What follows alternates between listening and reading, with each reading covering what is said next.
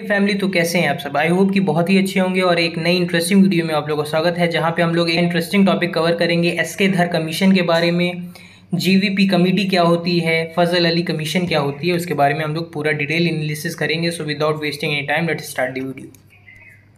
देखिए, इसके बारे में कुछ हिस्ट्री पहले जान लेते हैं। 1950 में क्या हुआ कि 4 floor classification of the state बन गया। देखिए, पार्ट ए में क्या रखा गया, ब्रिटिश गवर्नर प्रोविंसेस को रखा गया। पार्ट बी में क्या रखा गया, princely state with their own legislature को रखा गया। पार्ट सी में क्या रखा गया, चीफ कमीशन प्रोविंसेस रखा गया plus princely state not their own legislature. ठीक है, अब देखिए, जानने वाली ये बात है कि ये पूरे सेंट्रल एडमिनिस्ट्रेशन होते थे, जैसे हम लोग के अभी यूटीज़ होते हैं, और उस समय एक ही यूटी थी अंडमान एंड निकोबार। और अभी आज के डेट में कितनी यूटी है आप बताएंगे कमेंट बॉक्स में, ठीक है।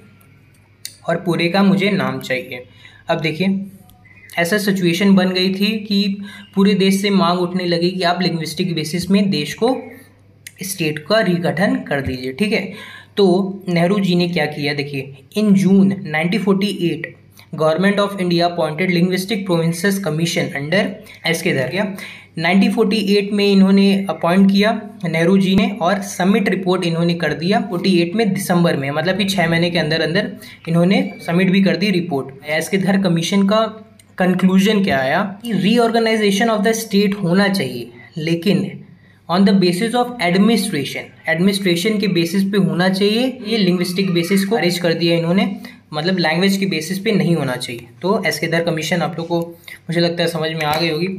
Another linguistic provinces committee, JVP committee, 3 member थे, जवाहरलाल नेहरू, वल्लभ भाई पटेल और पिटाबी साबू रमन। फॉर्म दिसंबर 1948 में हुई थी ये कमेटी, और सबमिट रिपोर्ट इन अप्रैल 1949 में।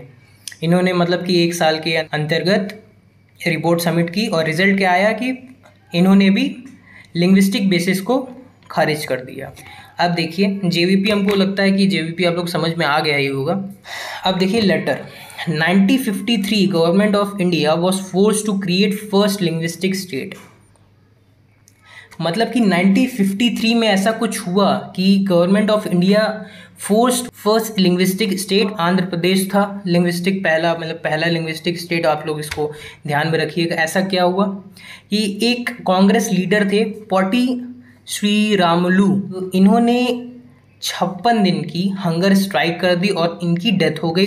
देश में बहुत तनाव हो गया, तो यही मतलब कि गवर्नमेंट ऑफ इंडिया बहुत प्रेशराइज्ड हो गई लिंग्विस्टिक स्टेट को बनाने में। और फर्स्ट लिंग्विस्टिक स्टेट कब बना था, 1953 में, आंध्र प्रदेश। ठीक है, और किन की वजह से बना था, पोटी श्री रामुलू। ठीक है, अब देखिए, after demand from other region, मतलब कि अब देखिए, एक स्टेट बन गया तो काफ़ी मतलब कि स्टेटों के बीच में विवाद खड़े हुए कि आप एक स्टेट बना दिए, तो आप लोग हम लोग पे भी फोकस कीजिए और हम लोग को भी बांट दीजिए लिंग्विस्टिक बेसिस पे। यूवीपी कमेटी के बाद फजल अली कमीशन आई। अब देखिए, फजल अली कमीशन में 3 मेंबर थे, फजल अली, KM पारिकर और HN खुजरू। किसके अंडर थे, फजल अली, और तो इन्हीं के नाम पे ही पड़ गई फजल Ali commission.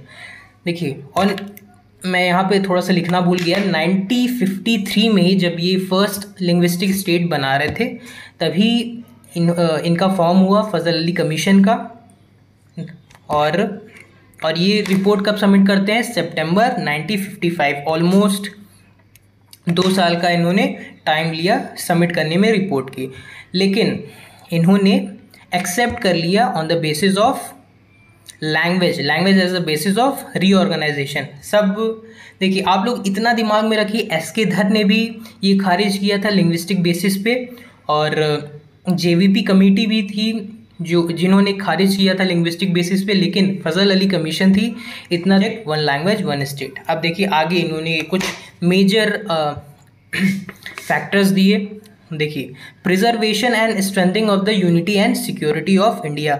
Unity and security of India बनी रहनी चाहिए। लिंग्विस्टिक एंड ह्यूमोजेनिटी ये बनी रहनी चाहिए। Financially, economic and administration consider ये किया जाएगा। और planning and promotion of the welfare of the people of the each state.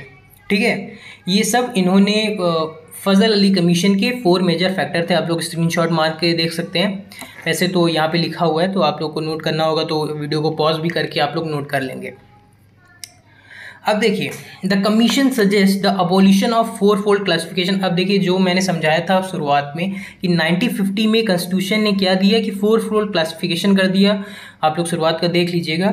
लेकिन इन्होंने, फजल अली कमीशन ने ये हटा दिया, 4-फोल्ड क्लासिफिकेशन हटा दिया और creation of 16 state and 3 UTs कर दिया। लेकिन गवर्नमेंट ऑफ इंडिया में थोड़ा सा इसको करेक्शन किए और इसमें मॉडिफाइड करके अपने समझ से स्टेट बनाए। 14 स्टेट एंड 6 यूटीज बना दिए। तो मुझे लगता है कि यहाँ तक आप लोग को अच्छे समझ में आएगा। नहीं समझ में आएगा तो मुझे फिर से कह दीजिएगा, मैं फिर समझा दूंगा। तब तक जय हिंद, जय भारत। हंसते रहिए, मस्त रहिए।